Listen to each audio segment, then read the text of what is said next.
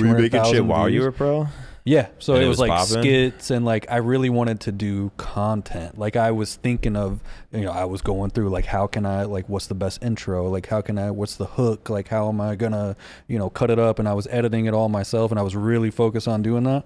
And it started out really good, like on the skits and shit. And then the stock market shit happened, and that just immediately consumed me. Yeah. And like YouTube just went on the back burner. And then by the time I tried to come back, I realized, because I had gone from like it was like the house, and we were all every day like fucking around, and it was fun.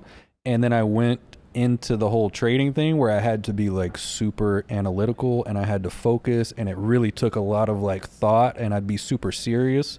And so trying to come back to YouTube after that, it's not to say like I couldn't goof around and like have fun, but it was so hard to like. You definitely grew up first. Yeah. You grew up first. Did that like stimulate your competitive side of figuring out this?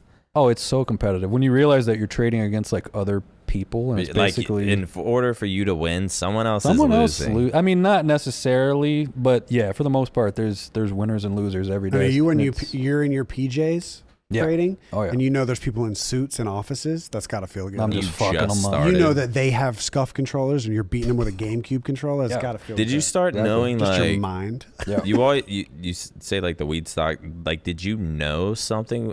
Did you get lucky at the time you started? Yeah, I got lucky. What like pulled you into it? We were smoking weed. Okay. Honestly, like we were smoking weed every day. That was when Proof lived in the house, and like every morning it'd be like 7:30. Hootie hoo, hootie hoo. Dude, I heard that shit. Fucking Flamesword would say that shit. That was the bat signal that we were going downstairs. But he would do that, and I think I was just looking online, and it was either on Twitter or like an article. It said something about like marijuana stocks go crazy, and I was like, I smoke weed, so I started looking into it, and I don't know why. Like I just had some money laying around from tournaments, and it was pretty much that was my life savings at the time, and I just threw them in some fucking penny stocks.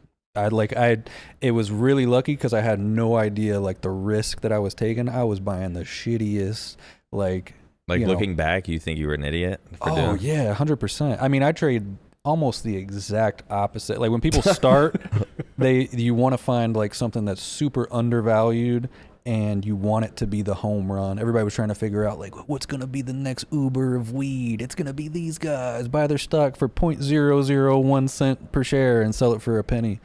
And that's what I was trying to do. But I realized afterwards that that's just a cycle that happens, and all of those shitty stocks, like shitty stocks are shitty for a reason. They're cheap for a reason, and people love to like buy the lottery ticket. Now I find those same cheap stocks that are up on people's hope, and they're like, this is gonna be the one, because for whatever reason people still believe that shit to this day. And no matter how many times you seen a stock go from like $1 to $10, always comes back to one, because it's a terrible company and it was all just a pump and dump scheme. Now I just bet that those stocks will go down.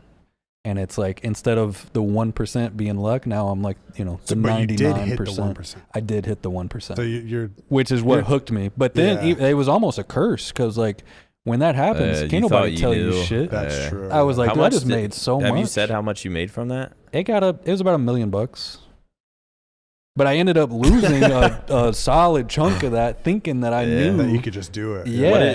And so, I had to actually learn, like after losing a lot for like, it probably took me about a year of like just constantly trying the same thing, and I would put like the profits into the next one, and you're like, damn, that one didn't work, what the fuck? And then you try it again, you're like, damn, that one didn't work. You're like, let me give it a couple of months, and you realize that it never comes back, and then you get exposed to like what the game really is. So that's when you start to you can find all this information at greenwallstreet.com. Doing it every day. Even though you did hit big, I'm using gambling terms. Yeah. Even though you did, it was gambling. Like what I was doing was gambling. Okay. For sure. So even though you did hit big, and you were successful in the like market, then you have to basically learn what you're succeeding in. Yes. How weird was that? Like, were you able to? How did you learn? It's so hard because you don't. It's y'all have heard of like the Dunning-Kruger effect, where when you first start, you're at peak, dumbness, for lack of a better word, but you think you're the smartest. That's the hardest part, is coming to the realization that your brain is over here and you think you're really smart and know what you're doing. The reality is so far in left field over here that you have no idea. And so I spent years realizing how stupid I actually was. And that was like the humbling thing. And then you eventually come out the other side where you realize I still don't know much, but like I have a very specific like niche and area in the market. Like I can't tell you about most shit in the stock market, but I know very small particular situations where I have an advantage, and I just do that every day. So and that's all I know. Did you find a mentor? Did you like read, or did you watch videos? I mean, there's all kinds of like, you know, chat rooms and shit. I tried fucking all of them. Yeah, because I like, contrary to popular belief, a lot of them are shitty, but I do think that like paying for information is so much faster if you can find the right person.